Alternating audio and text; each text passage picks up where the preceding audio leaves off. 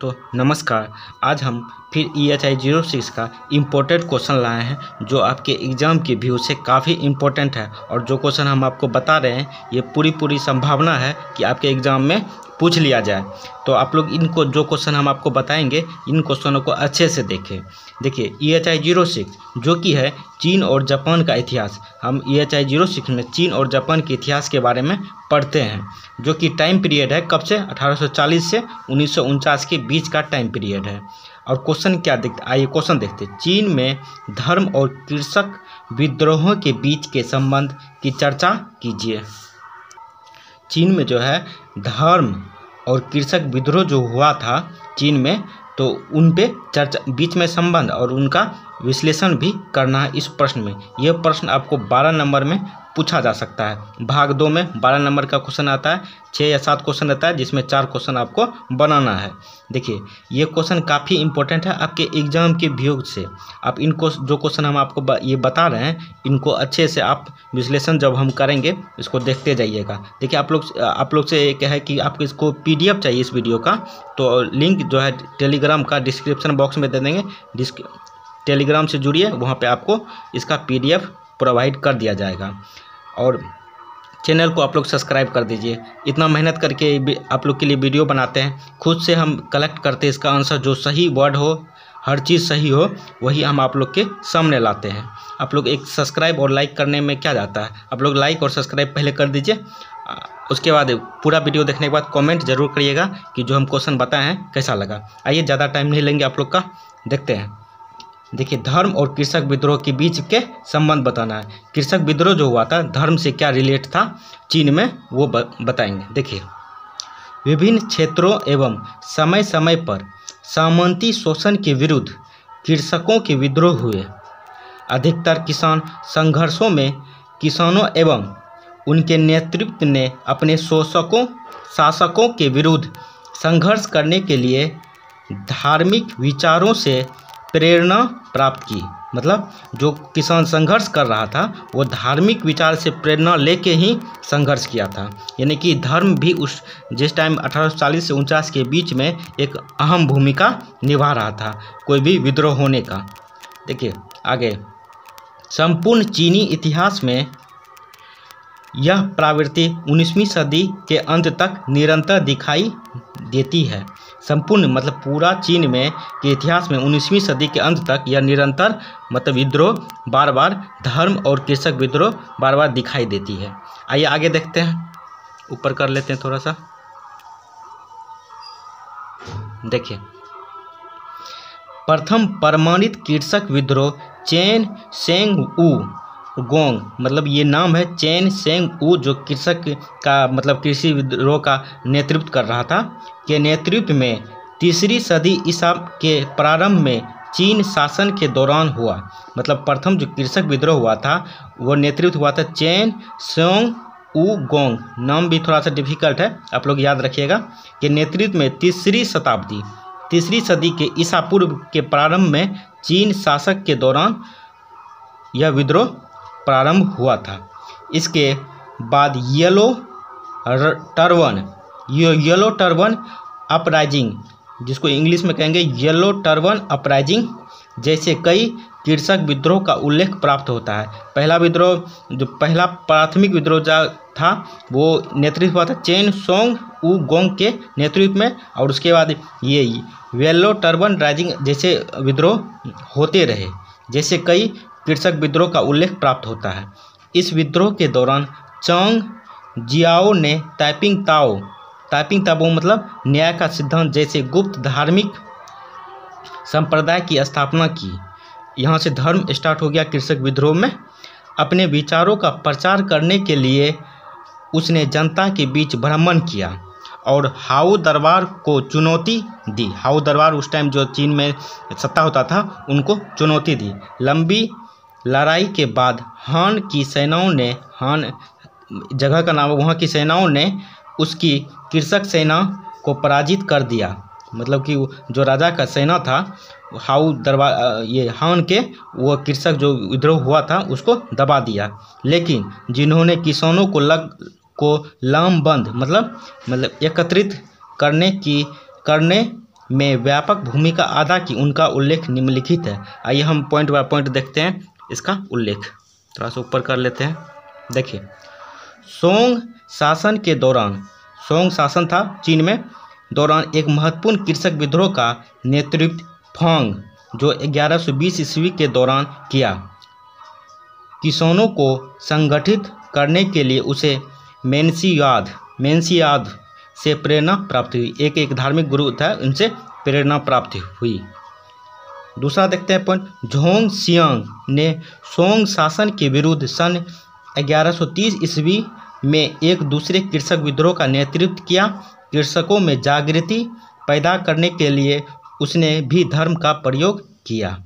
जो भी कृषक विद्रोह हो रहा था वो धर्म से रिलेटेड ही था, क्योंकि उसी से प्रेरणा मिल रही थी कृषक विद्रोह का। आइए आगे देखते हैं। देखिए, सन 1351 ईस्वी में रेड स्कार बर्ज इंग्लिश में नामक दूसरा किसान विद्रोह हुआ।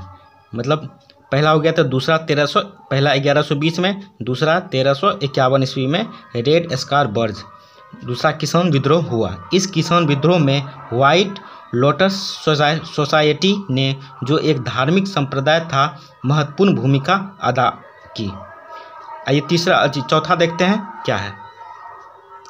देखिए, महिला किसान नेता तोंग सेयर बौद्ध ताओ धर्म के विचारों से प्रभावित थी। महिला किसान जो थी, नेता जो था महिला किसान का नेता, वो ताओंग सेयर, जो बौद्ध धर्म के ताओ धर्म के विचारों से प्रभावित थी। क्योंकि किसान विद्रोह में महिला भी थी और पुरुष भी। महिला जो था वो ताओंग सेयर बौद्ध धर्म से प्रेरित होकर यह किसान विद्रोह में भाग ली थी। उसने शांतुंग में किसान विद्रोह का नेतृत्व किया। यही विद्रोह प्रारंभिक मिग काल में 1420 ईस्वी में हुआ। जो यह महिला किसान विद्रोह हुआ जो 1420 ईस्वी में हुआ था, उसको गिरफ्तार करने के लिए कई भिक्षुनियों, मतलब उसका जो शिष्य होता है, उसको गिरफ्तार किया गया था। इसको तांग सेयर को गिरफ्तार करने के लिए कई भिक्षुनियों को गिरफ्तार किया था, पर किंतु फिर भी उसको गिरफ्तार न कर जा सका। आइए पांचवा पॉइंट देखते हैं।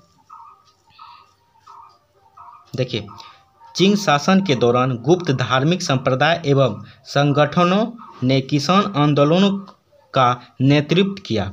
इस संदर्भ में लिन सांगुवेन को उद्धृत किया जा सकता है। लिन हेवन एंड अर्थ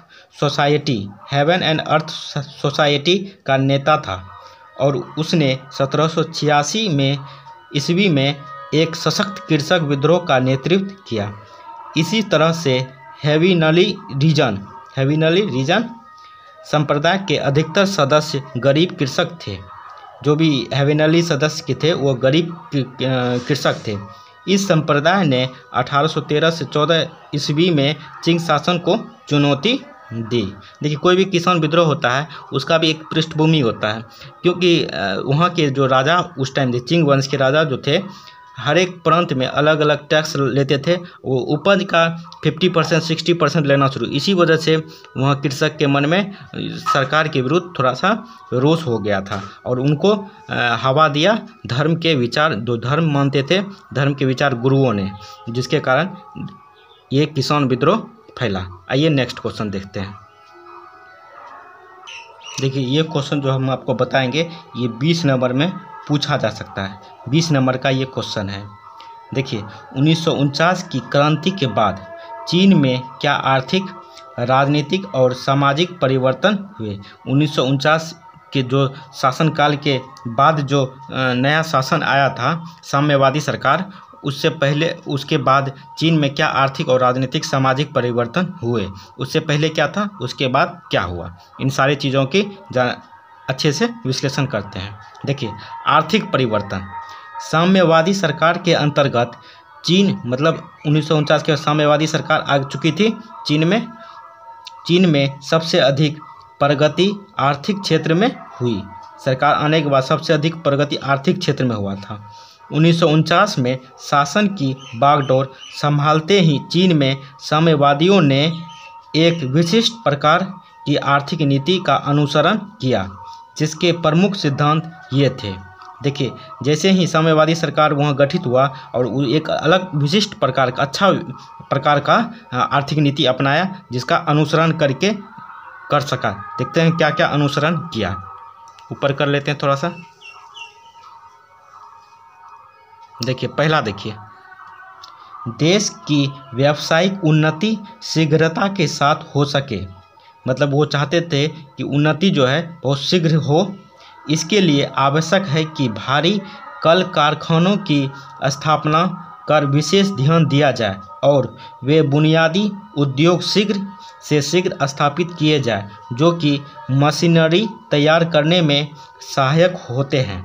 जब कोई भी उद्योग जो तेज़ी से लगाना चाहता है उसके लिए मशीन का लगना ज़रूरी है। जब सब प्रकार की मशीनरी अपने देश में ही तैयार होने लगेगी तो खेती और कल कारखानों के विकास के लिए आवश्यक सब उपकरण अपने देश में ही प्राप्त किए जा सकेंगे और साथ ही देश की रक्षा के लिए आवश्यक अस्त्र शस्त्रों के लिए भी विदेशों पर निर्भर करने की आवश्यक नहीं रहेगी। जब अपने देश में ही अस्त्र शस्त्र बनने लगेंगे तो हमको विदेश से खरीदने का ज़रूरत नहीं पड़ेगा। ये था साम्यवादी सरकार की एक आर्थिक नीति। अब दूसरा देखते हैं आर्थिक नीति में। ऊपर कर लेते हैं थोड़ा सा। देखिए, आर्थिक नीति का लक्ष्य यह है कि खेती, व्यापार एवं व्यवसाय सब समाज एवं राज्य के स्वामित्व में आ जाए ताकि मनुष्यों को के सामूहिक प्रयत्न द्वारा अधिकतम उत्पादन किया जा सके। मतलब कि जो समाज अलग अलग धर्म के अनुसार अलग अलग था उनको सबको एक साथ ला के एक अधिक उत्पादन हो, सबको साथ लेके ही एक अधिक उत्पादन कर सकता था। पर समाजवादी व्यवस्था एकदम स्थापित नहीं की जा सकती। व्यक्तिवादी प्रवृत्तियों के कारण किसान एवं दुकानदार समाजवाद को सुगमता से नहीं अपना सकते।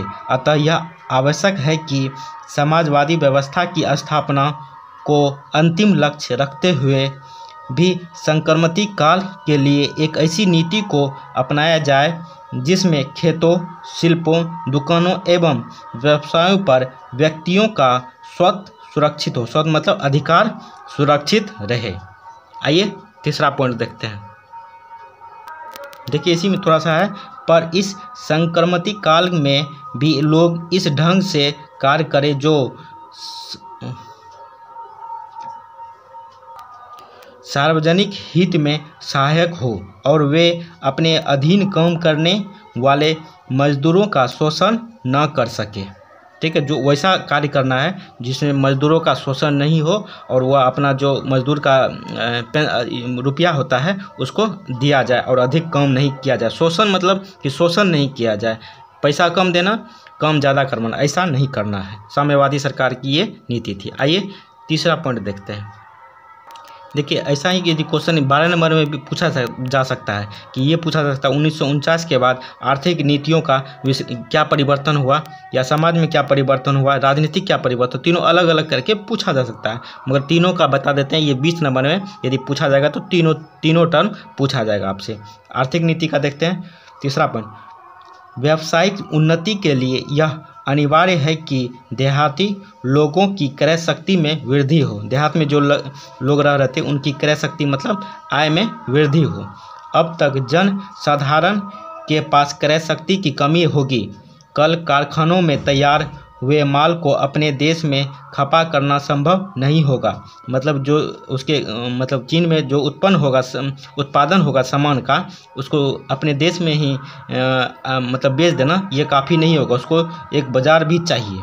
और कृषि पर निर्भर रह कर आजीविका कमाने वाले देहाती लोग, देहाती मतलब गांव के लोगों की क्रय शक्ति में तभी वृद्धि हो सकती है जबकि खेतों के लिए नए वैज्ञानिक साधनों का प्रयोग किया जाए। उसकी देहात में जो लोग रहते थे वो खेती पे ज़्यादा निर्भर रहते थे, उनका आय में वृद्धि तभी हो सकता था जब खेतों को वैज्ञानिक रूप से किया जाए। और खेती के लिए नए वैज्ञानिक साधन तभी प्रयुक्त किए जा सकते हैं जबकि खेतों का आकार बड़ा हो और कृषि का कार्य सहकारी समितियों या राज्य के हाथों में रहे। आइए चौथा पॉइंट देखते हैं। देखिए, इस बात का प्रयत्न किया जाए कि चीन कृषि प्रधान देश न रहकर व्यवसाय प्रधान देश बन जाए, ताकि जनता के रहन सहन का स्तर ऊंचा उठ सके। पाँचवां देखते हैं, मुद्रा पद्धति में इस ढंग के सुधार किए जाए जिसमें वस्तुओं की कीमत में स्थिरता आ सके। ठीक है, पाँच देखते हैं, पाँच देख लिए आर्थिक के लिए। अब देखते हैं राजनीतिक एकता, राजनीतिक में क्या परिवर्तन हुए वो भी देखते हैं। देखिए, साम्यवादी शासन के अंतर्गत चीन में राजनीतिक एकता पूर्ण रूप से स्थापित हो गई है। क्षेत्रफल की दृष्टि से चीन एक बहुत बड़ा देश है। उस टाइम जो क्षेत्रफल की दृष्टि से एक बहुत बड़ा और जनसंख्या के भी अच्छा खासा चीन में था, और उसकी जनसंख्या 65 करोड़ से भी अधिक है।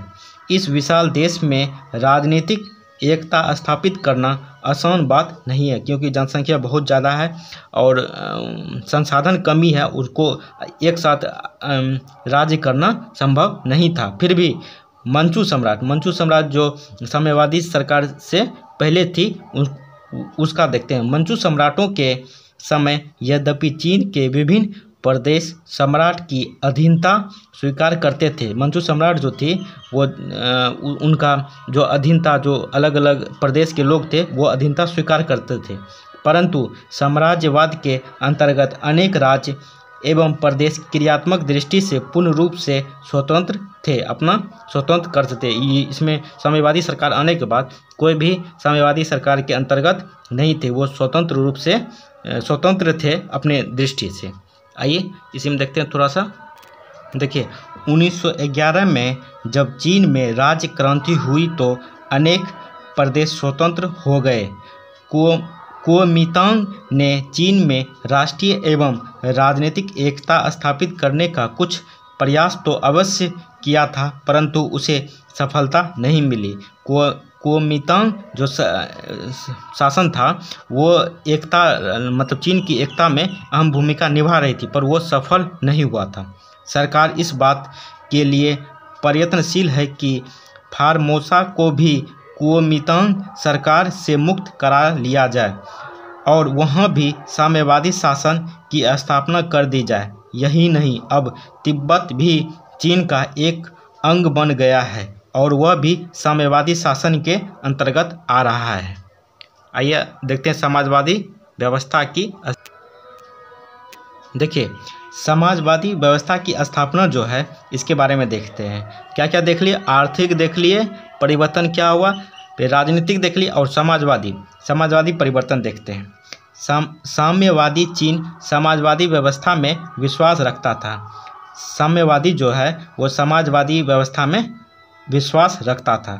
समाजवादी व्यवस्था अनुसार कृषि, शिल्प, कल कारखाने, व्यापार एवं अनेक आर्थिक उत्पादन शक्तियों के हाथों में न रहकर समाज के स्वतः मतलब अधिकार में रहने चाहिए।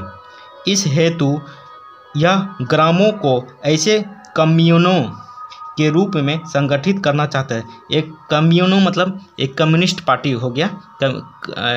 कम्यूनो उस टाइम कम्युनिस्ट पार्टी कम्यूनो ही कहा जाता था, जिससे कि वे अपने अपने क्षेत्र के संपूर्ण आर्थिक जीवन का संचालन करें।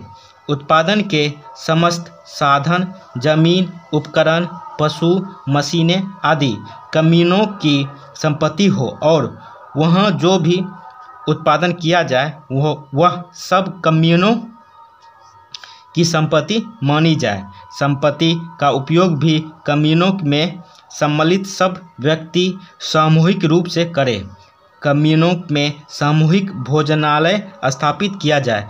बच्चों की देखरेख के लिए नर्सरियों की स्थापना की जाए और बड़े बच्चे के लिए विद्यालय स्थापित किए जाए। साम्यवादी सरकार जो थी वो हर एक तरह से हर एक वर्ग के बच्चे के लिए, एक छोटे बच्चे के लिए नर्सरियों का इस्तेमाल किया गया, खोला गया, और बड़े बच्चे के लिए विद्यालय खोला गया ताकि शिक्षित हो सके। आइए आगे देखते हैं। देखिए, तथा अस्पतालों और चिकित्सालयों की व्यवस्था इस प्रकार की जाए कि सबको निःशुल्क रूप से दवाई आदि की प्राप्ति हो सके। एक अच्छा ये था साम्यवादी सरकार चीन में। जो कोमेतिंग सरकार, मतलब जो 1949 के बाद जो सरकार आई वो साम्यवादी सरकार थी जो अभी तक चल रही है। 1961 तक चीन में यह स्थिति आ गई कि वहाँ की बहुत सी देहाती जनता में कम्यूनों की स्थापना हो गई और जनता समाजवादी आदर्शों के अनुरूप सामूहिक जीवन व्यतीत करने लगी। चीन के आर्थिक और सामाजिक जीवन में यह महान क्रांति थी। तीनों देख लिए, आर्थिक, राजनीतिक और समाजवादी। यह आपको 20 नंबर में पूछा जा सकता है। यदि 12 नंबर में पूछेगा तो आपसे सिर्फ 1949 के बाद आर्थिक में क्या परिवर्तन हुए वो पूछा जा सकता है। यदि ये नहीं पूछा तो राजनीतिक या समाजवादी के बारे में पूछा जा सकता है। यदि 20 नंबर में आया तो तीनों पूछेगा। यदि 12 नंबर में आया तो कोई 2 पूछेगा, नहीं तो कोई 1 पूछेगा। एक में हो सकता है आर्थिक वाले पूछ दे। आइए नेक्स्ट क्वेश्चन देखते हैं।